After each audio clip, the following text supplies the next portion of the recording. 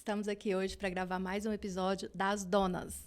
Donas do próprio negócio, donas de casa e donas de um coração ensinável. E hoje nós vamos falar da parte de negócios. E temos aqui um convidado muito especial, que é o Eli Anderson. Ele é contador e hoje nosso foco é negócio. Então eu trouxe o Eli Anderson e eu quero apresentá-los para vocês. Ele é contador, já praticamente nasceu na contabilidade. O pai é contador, o irmão é contador, os irmãos, né, são contadores. E a gente vai falar bastante sobre o que envolve a contabilidade dentro do negócio, por que a gente precisa de um contador. Mas antes da gente entrar nesse assunto, eu quero que, por favor, Eli Anderson se apresente para nós, conte um pouquinho da sua história, para a gente conhecer um pouquinho melhor. Oi, Alexandra.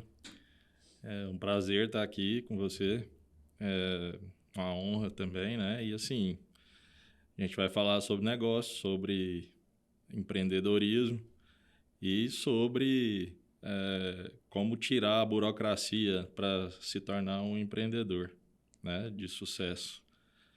Bom, eu sou contador desde quando eu me entendo por gente. Então, assim, tenho um histórico já com meu pai, comecei muito cedo, né? Desde criança ele me levava para o escritório. Às vezes a minha brincadeira quando não era futebol era mexer com papel. E aí, nada mais natural do que seguir a profissão, né? Dei continuidade com ele, mas vi num certo período de tempo que eu precisava caminhar só e empreender, né? E comecei a gerir o meu próprio negócio, o meu próprio escritório, com a minha própria carteira, sempre com o apoio da família, do meu irmão também mais novo do que eu, continuou lá com meu pai. Mas chegou um período que o destino nos aproximou novamente. Então, hoje, nós retomamos o escritório em família, né? Hoje nós somos o Grupo Fleury, Sim.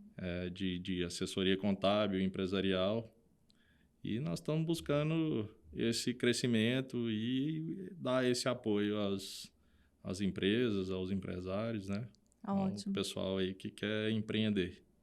Então, vamos entrar já nesse assunto, né? Quando a gente fala de empresas grandes, muitas vezes a gente pensa assim, que ele já começou grande, ou ele tinha um berço, ou uma herança, alguma coisa assim. Mas o que a gente vê muito é que as empresas que hoje são grandes são empresas que foram empresas pequenas e que fizeram a coisa certa e por isso se tornaram grandes empresas. E muitas vezes fazer a coisa certa passa por ter um contador. Porque, assim, a gente vê que os empresários, quando eles vão crescendo, quando é uma empresa pequena, às vezes ele não dá tanto moral assim, será que eu preciso, né? Eu não preciso de um contador. Mas, de acordo com que o tempo vai passando, ele vai vendo cada vez mais a necessidade e, às vezes, ele paga muito caro por não ter um contador, né? O contador, ele auxilia em várias questões, na parte de impostos, né? O maior parceiro do empresário, do empreendedor, é o contador, porque não tem uma pessoa que conhece mais o seu negócio que o contador, que está ali vendo seus números todo mês. Fala um pouquinho para a gente sobre isso, assim, como que é essa parceria do contador com o empresário? Então, isso, assim, de um tempo para cá, ainda bem, né? Graças a Deus, a mentalidade nossa desses novos contadores melhorou bastante em relação a isso, a fazer esse tipo de consultoria, porque o contador era um tanto quanto engessado. Então, assim, ele é um papel muito técnico, então a gente via resultados, a gente sabia ler, identificar os resultados da empresa, mas talvez a gente não sabia expressar isso para o empresário. Então ficava aquele contabilês, né? Muito difícil de se entender. Então a pessoa, assim, era quase todos os empresários costumavam falar: eu preciso fazer contabilidade para me aprender o que você está falando aqui. Então, assim, a gente começou a desenvolver um trabalho mais consultivo. Começou a realmente falar a língua que o empresário entende e não só que o contador entende. E, assim, é muito importante, porque justamente isso que você falou. Acho que a gente passa por toda a situação econômica da empresa, né? Então, assim, uma empresa, ela é para gerar lucro, né? Então, assim, não... É óbvio que tem empresas que são sem fins lucrativos e tudo mais, e até essas precisam de contabilidade, mas o fim de qualquer empresa é gerar lucro, lucratividade. E aí a gente auxilia, né, e presta contas faz esse papel junto ao empresário. Então, a gente comunica com o que precisa ser feito, aonde está o gargalo, aonde tem dificuldade, aonde está se gastando mais. A gente consegue identificar tudo isso e consegue levar isso de forma mais prática, mais fácil para o empresário hoje, para ele tomar as decisões, né? Nosso papel é justamente preparar o cenário para que o empresário tome decisões. E assim ele cresça, né, com mais sustentabilidade, sim, com certeza, né, tendo os passos mais acertados. Com certeza. Na parte fiscal, a gente vê muito a questão da redução de impostos, né? Uma frase que outro dia eu ouvi você falar que eu achei o máximo. Deixa eu ver se eu consigo lembrar dessa frase. Você falou o seguinte, que toda vez que assim, o papel do contador da área fiscal é fazer com que o empresário pague apenas o imposto devido, e não mais que isso. Exato. E aí, dentro da área fiscal, existem maneiras que o contador tem, né, as análises que ele faz, para conseguir fazer com que a empresa pague, de fato, somente o imposto devido. E o empresário, quando ele não tem esse conhecimento, e muitas vezes, assim, ele não precisa saber mesmo de toda a parte contábil, fiscal, mas ele precisa ter um contador de confiança que diga e dê orientações para ele. Como que funciona essa redução de impostos, o pagamento somente do imposto devido dentro de uma empresa? Então, assim, é muito complexa a nossa legislação. Então, assim, existem situações onde você consegue subsidiar ou isentar algum tipo de impostos à medida que a pessoa comercializa, transfere, faz algum tipo de movimentação. Então, assim, a gente faz toda uma glosa em cima das vendas, da prestação de serviço, para, de fato, o empresário pague somente o que é devido, né? A gente não pode levar ao pé da letra assim, existe as tributações no Brasil, elas já são pré-determinadas a quantidade de alíquotas. Então, você vai lá, pega o faturamento do empresário e joga só sobre aquilo. Não pode ser feito assim. Então, hoje a gente faz todo um trabalho de avaliação mesmo do que está sendo vendido, dos produtos, porque existe legislação, a complexidade da legislação, para cada tipo de produto ou serviço existe um tipo de subsídio ou de isenção, e a gente assim, prevê isso para que não haja nenhum tipo de pagamento indevido, né? Então... E aí, pensando assim nas empreendedoras, nos empreendedores, né, que estão nos acompanhando, uma dúvida muito recorrente que eu vejo, eu não sou da área contábil, né, mas o fato de prestar consultoria na parte de gestão empresarial dentro das empresas, eu acabo ficando muito próxima, né, dos empreendedores e acompanhando a realidade. E aí, uma dúvida em relação à parte contábil, que emite ou não nota fiscal das vendas feitas com cartão de crédito? Eu tenho que emitir de tudo, emito só de uma parte. Fala um pouco disso pra gente. Até no caminho para cá vim conversando com o cliente. Assim, a Receita Federal ela é bem atuante em relação à parte de cartão de crédito, de débito, né, das operadoras de cartão de crédito. Então, assim, não só a Receita Federal, quanto as secretarias da Fazenda e prefeituras. Então, elas exigem, e isso, né, assim, traz um medo mesmo para o empresário. E como popularizou muito, né, a questão da maquininha de cartão e tudo mais, é sim necessário que se emita nota. A partir do ano que vem, inclusive, até os microempreendedores individuais vai precisar de tirar nota fiscal. Vai ser exigência, inclusive, da Secretaria da Fazenda. E agora, para assustar um pouquinho mais, um novo convênio ICMS aí que as secretarias da Fazenda fizeram, que até o Pix vai ser tributado. Vai começar a ficar essa atuação em cima do Pix também. Então, assim, hoje é difícil você conseguir sair dos olhos da Receita Federal. Então, assim, o que a gente orienta, o que a gente recomenda, e aí, inclusive, é um trabalho que hoje a gente consegue fazer ou está prestando, é também entrar na parte financeira dos clientes, né? Uhum. Porque, às vezes, o cliente tem uma parte que é contábil e fiscal e tem uma parte que é o financeiro. E isso, cada dia mais, o cerco está fechando, né? Então, assim, vai ser difícil daqui a um tempo conseguir fazer esse jogo de cintura aí. Entendi. Quando você fala a parte financeira, você está falando da demonstração dos resultados financeiros, porque eu entendo, se eu estiver errada, você me corrige, por favor, que existe a parte contábil, fiscal, e que normalmente são os honorários contábeis que as empresas pagam para ter esse acompanhamento, essa consultoria, né, em relação à parte contábil, dos impostos, do que é devido, e fazer todo o acompanhamento certinho.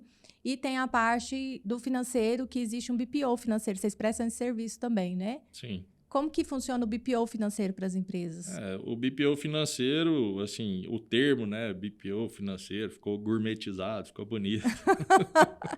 Mas nada mais do que a gestão financeira mesmo. Então, às vezes, o cliente faz aquela gestão financeira na planilha, no papel, né? E a gente hoje tem algumas ferramentas para orientar, para ajudar, para trazer isso para a contabilidade, para trazer isso para uns relatórios mais fáceis de ser visualizado e identificado, o cliente saber o que é lucro, o que é lucro bruto, lucro líquido, né? O que é despesa operacional. Então, sim, a gente consegue explicar, isso é muito contabilês, né? Não, mas a gente leva mais fácil, mais tranquilo, assim, para a pessoa entender. E não ficar só no mais e menos, né? Geralmente, o cara lá que faz negócio mais artesanal é o quanto que vendeu e o quanto que pagou. Não, e essa contabilidade, assim, essa demonstração financeira, na verdade, né?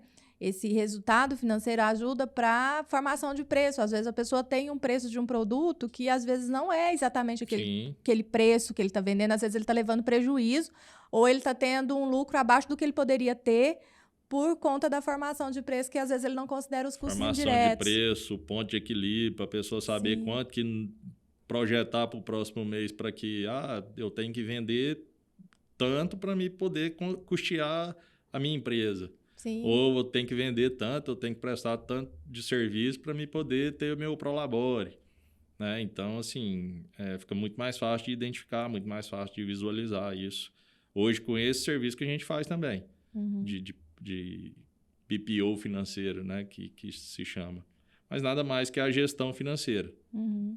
É um serviço que vocês prestam hoje dentro do escritório. Dentro do escritório. Eu esqueci de comentar, gente. Paralelamente à contabilidade, né? Isso, assim, toda essa movimentação financeira auxilia depois na contabilidade também, né? Sim, claro. O Eli Anderson, né, como ele comentou, ele tem um escritório de contabilidade e ele é o CEO desse escritório, né? Ele está à frente aí da gestão, né, com toda a parte estratégica do negócio para crescimento e alavancagem do negócio. Não só o negócio dele, mas o negócio também dos clientes, né? Em parceria com os clientes. E esse BPO financeiro está sendo bem procurado, né? Porque informação é libertador, né? Quanto mais informação você tem, mais fácil fica de você gerir o seu negócio, de tomar decisões e de tomar decisões mais assertivas.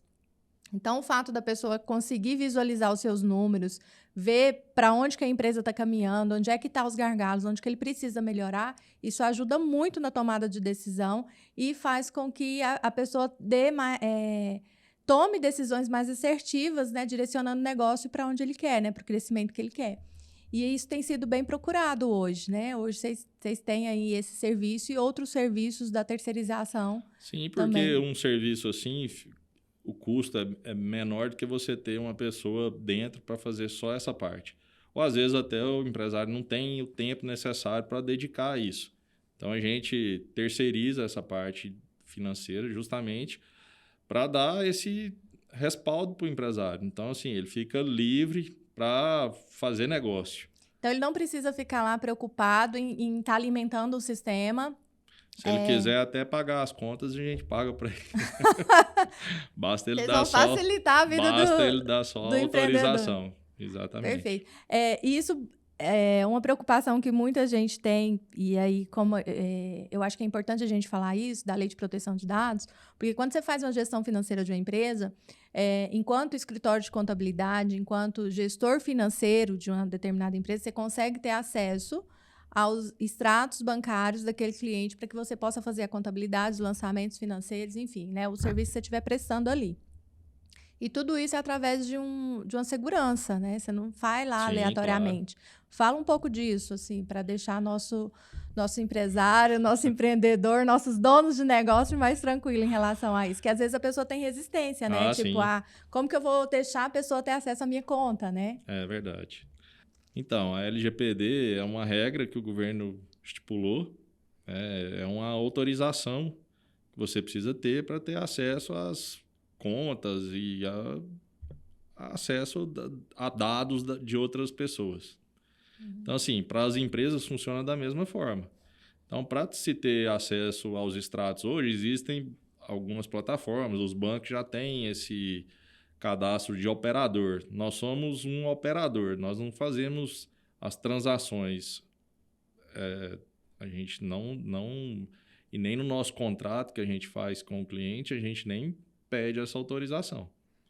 Então, a gente só atua como visualizador mesmo dos extratos para fazer a contabilidade, para fazer a movimentação financeira, né? Fazer os relatórios financeiros. A movimentação é toda por conta do empresário. Entendi. Então, a gente só prepara as contas a pagar, contas a receber, faz um fluxo de caixa, aquilo ali, você tem tanto para receber hoje, você tem tanto para pagar hoje, e ele fica tranquilo, ele vai lá, só faz as autorizações, põe a senha para fazer os pagamentos. Sim. Ou não, não quero pagar essa conta, é por conta dele. É a responsabilidade dele, a gente só faz essa preparação. Né? E no final do mês a gente pega e tira o relatório lá e fala, você teve tanto de lucro, você teve tanto de prejuízo, você precisa melhorar isso, você precisa organizar isso, você está pagando muito disso, você está pagando muito daquilo, e aí vai alinhando. E aí o empresário vai fazendo os ajustes, né, que ele entender que é necessário para o negócio dele. Aí dentro dessa realidade ele começa a fazer os ajustes que precisam ser feitos. Perfeito. E aí eu volto numa pergunta aqui para você. Fazendo essa análise aí que você tá colocando, né, dos ajustes, de mostrar, de dar mais transparência às informações para o empresário. Não só na parte financeira, mas principalmente na área contábil também. E eu te pergunto, tem um boato que fala, assim, uma orientação, inclusive, de que empresas do MEI, né, que é microempreendedor individual, não precisa ter contador. Qualquer pessoa vai lá, cria seu CNPJ e pronto. Você não precisa ter contador. Você não precisa ter contador, isso é verdade? O MEI é um caso à parte. Ele é uma tributação específica que o governo criou para tirar o pessoal da informalidade.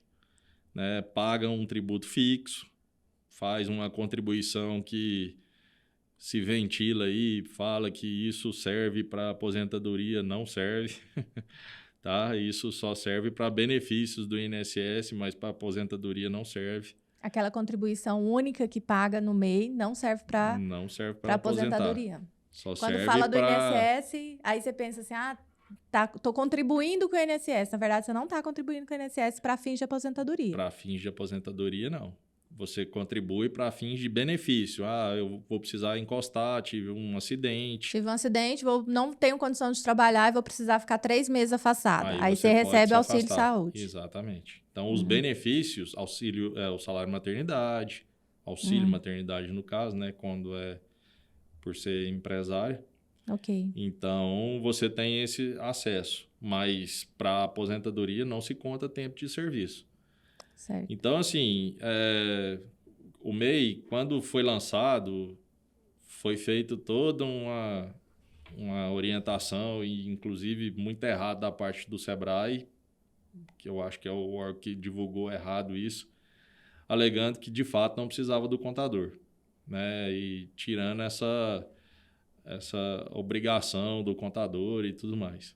De fato, a pessoa pode ir lá, ela pode fazer todos os registros, mas o que a gente encontra muito? Hoje a pessoa vai lá, faz o CNPJ dela, paga a contribuição, mas ela esquece que ela tem que ter um alvará de funcionamento pela prefeitura, esquece que ela tem que ter um alvará do Corpo de Bombeiro, esquece que ela tem que ter uma inscrição estadual para poder tirar nota. Se for dependendo do segmento, ela tem que ter o alvará da Anvisa, né?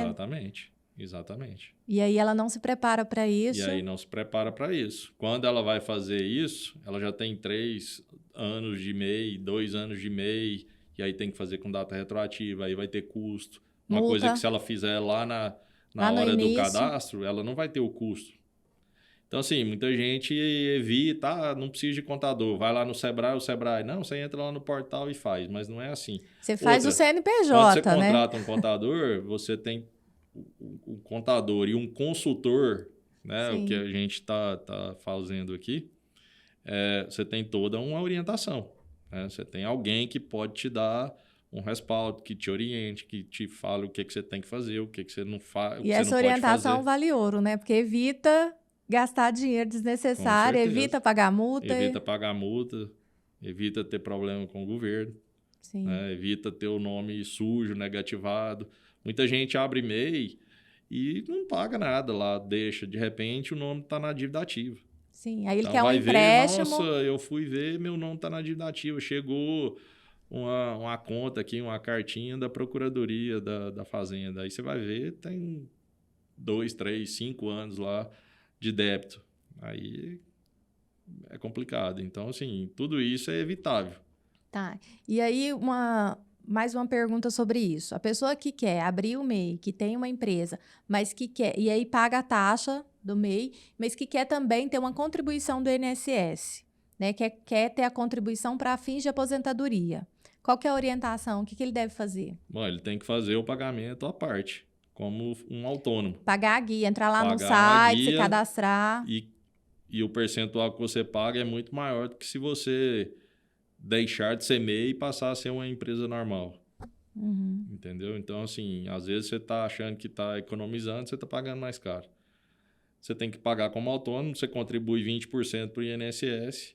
Segue a tabela do INSS? Segue a tabela do INSS. Só assim que você vai ter direito ao benefício para fins de aposentadoria. Ok. Então, não basta ser MEI, ter lá, pagar a taxinha mensal e achar que vai aposentar com um salário no final. Não basta ser MEI. Ok. Mais uma pergunta em relação ao MEI também. Não é sobre o MEI. É sobre a importância de se ter um CNPJ, né? Qual que é a vantagem, o porquê que é importante a gente ter um CNPJ, ou a pessoa abrir o seu CNPJ. Quais são as vantagens disso? Né? Já que a gente tem tantas taxas, tantas tarifas, e todo mundo fala que a vida de empresário é uma vida muito difícil, porque você paga muitas taxas, né? Mas eu tenho alguma vantagem se eu quiser ter um negócio hoje, abrir meu próprio negócio e lá abrir um CNPJ? Com certeza você tem tantos benefícios, né? Que você consegue comprar carro mais barato, você consegue pegar empréstimo mais barato, com taxas mais acessíveis nos bancos. Então, assim, se você for tributar a sua renda como pessoa física, você entra numa tabela do imposto de renda que não é atualizada já há 10 anos. Né? Você vai pagar mais imposto de renda? Então, você entra lá na tabela de 7,5, 15, 22,5, 27,5, enquanto com o CNPJ, o MEI, por exemplo, uma renda de MEI, que hoje, né, atualmente, pode se faturar até 6.750 mensais. Só que assim, eu ganho isso líquido. Se você for tributar isso na pessoa física, você vai pagar 27,5% de imposto. Então, assim, existem N vantagens para você abrir um negócio legalizado, para sair da informalidade. Então, a pessoa que tem um MEI, que tem uma empresa registrada no CNPJ e ele é MEI, com nível de faturamento de R$ 6.500. 750. 6.750 é o limite do MEI mensal. Mensal. Ok. Aí a pessoa começa a faturar mais que isso no mês. Ele vê que dentro do ano ele vai extrapolar. E caso ele extrapole, ele sai daquele enquadramento. E aí, como funciona? Como que é a orientação? O que ele precisa fazer? Ou ele não precisa fazer nada? Quando ele muda ou que o faturamento dele passa dessa margem estabelecida? Ele precisa fazer e muito. Conte E pra ele gente. precisa da orientação de um bom contador. Sim. Por quê? Isso é a regra do jogo e é aquilo que eu disse antes. O que acontece? Eu acho que fica ruim o empresário achar que ele precisa ficar dentro daquele limite. Se o negócio está prosperando, se a coisa está evoluindo, se o negócio está crescendo, não se importe com a situação. Procure um bom profissional para te orientar. Por quê? Porque é fácil essa transição. Tá? A gente consegue fazer essa transição facilmente. E tem que fazer ela antes que o governo faça por você. Porque se o governo fizer por você, aí ela se complica. Porque aí ele retroage a sua data de abertura inicial lá do MEI e te cobra todo o período como uma empresa normal. Do Nossa. Simples Nacional, do lucro presumido, do lucro real, que seja. E aí você está sujeito a algumas não, você está sujeito a multas, você está sujeito a algumas penalidades, né? Então, é esse acompanhamento e aí a importância de ter um contador, né? Porque, às vezes, a pessoa abre um negócio, abre o MEI lá, o CNPJ e tal, e sai vendendo, sai passando o cartão dos clientes e amém, que assim seja. Só que né? o limite estoura. Só que o limite estoura e aí a conta chega. E o governo E vem. aí, sem acompanhamento, e aí fala, mas eu sou MEI e não preciso do contador. Precisa. Por quê? Porque se você tiver alguém que te oriente e te faça essa avaliação mensal todos os meses, fala, você está extrapolando, você extrapolou.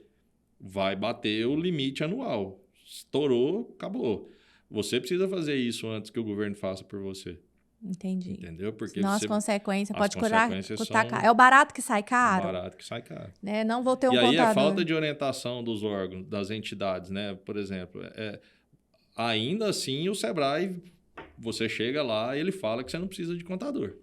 Entendeu? Então, assim, uma briga que a gente tem lá com o Sebrae, por quê? Porque eles são consultores, eles são pessoas que entendem da viabilidade de gerir um negócio.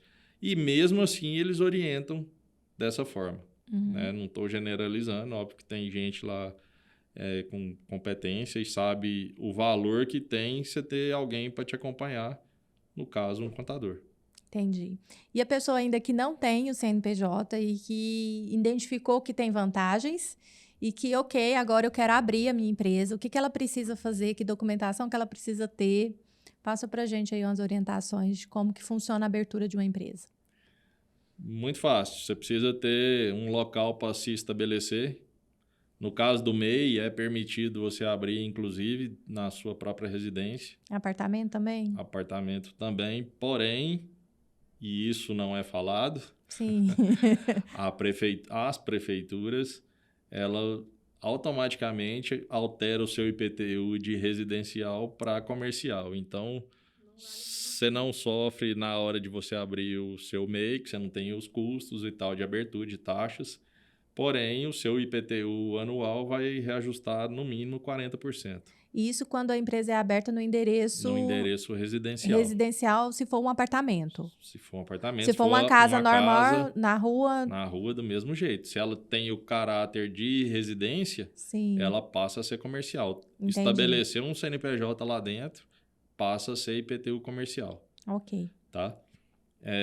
Mas é muito fácil constituir, basta você escolher a sua atividade, você delimitar o seu capital inicial para abrir a empresa, né? E fazer os parâmetros. Aí sim, alvará de funcionamento, alvará sanitário em alguns casos, alvará da Anvisa, nos casos específicos, inscrição estadual para você poder vender produtos. E aí é uma série de burocracias que o escritório de contabilidade consegue acompanhar cada uma dessas etapas, né? Porque, assim, sai uma liberação, você entra com outro Nós temos a requerimento. expertise para fazer isso de forma rápida e pontual. Entregar isso com Quanto tempo 3, leva? 4, 5 dias no máximo. 5 dias você consegue estar com a empresa legalizada 100%.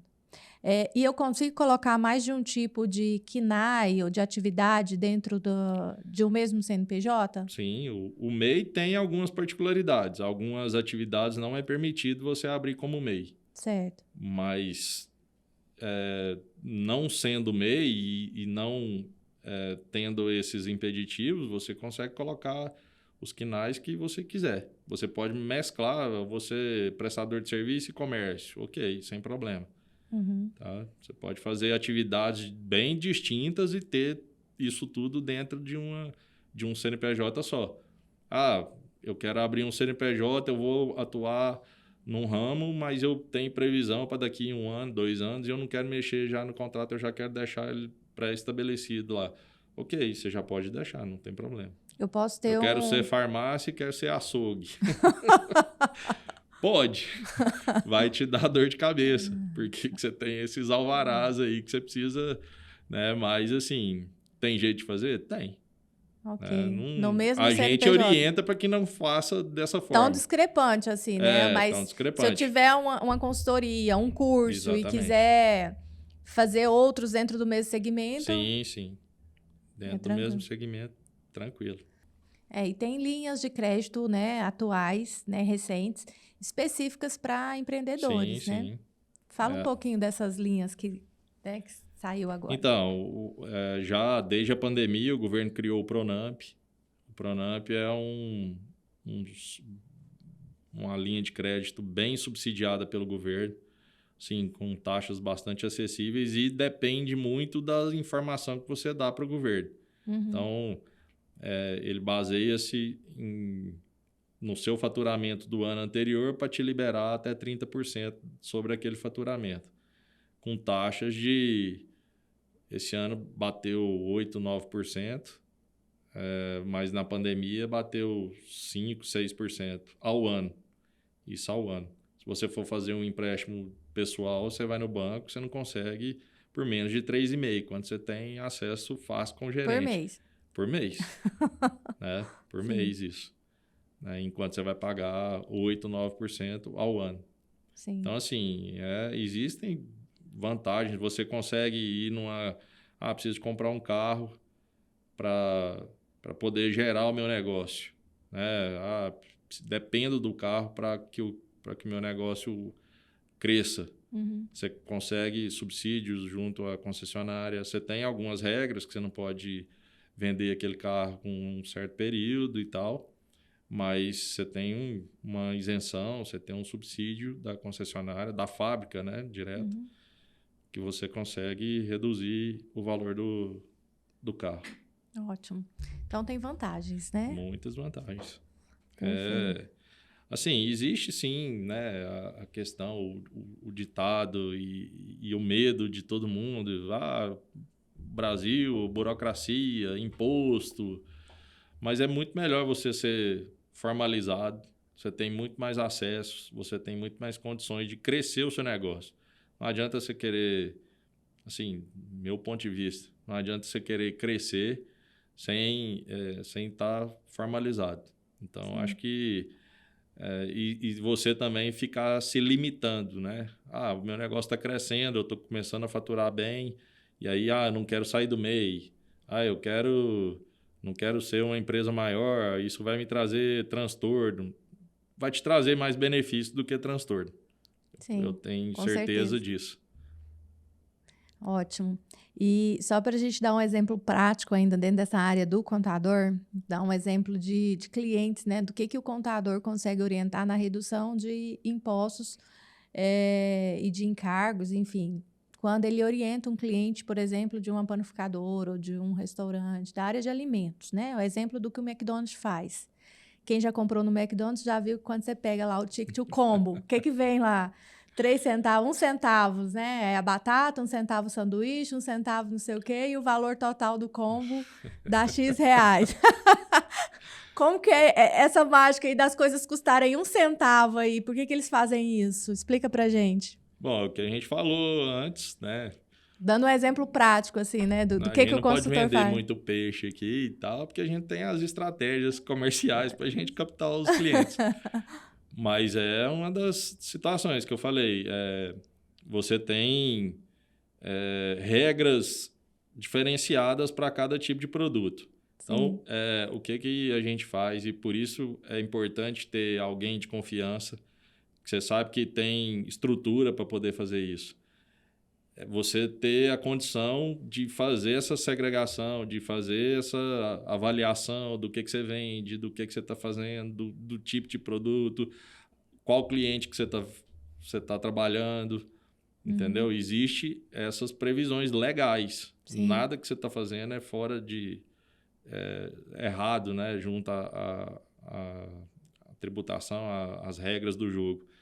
Então, você consegue fazer os filtros necessários para você tributar menos. Sim. Esse esquema do combo aí é porque, de fato, existe reduções para bebidas, para refrigerante. Então, você olha lá no cupom do Burger King, do McDonald's, né? Desses fast foods aí, você vai ver lá que o refrigerante custa R$20 e o sanduíche, a batata, custa 1 centavo.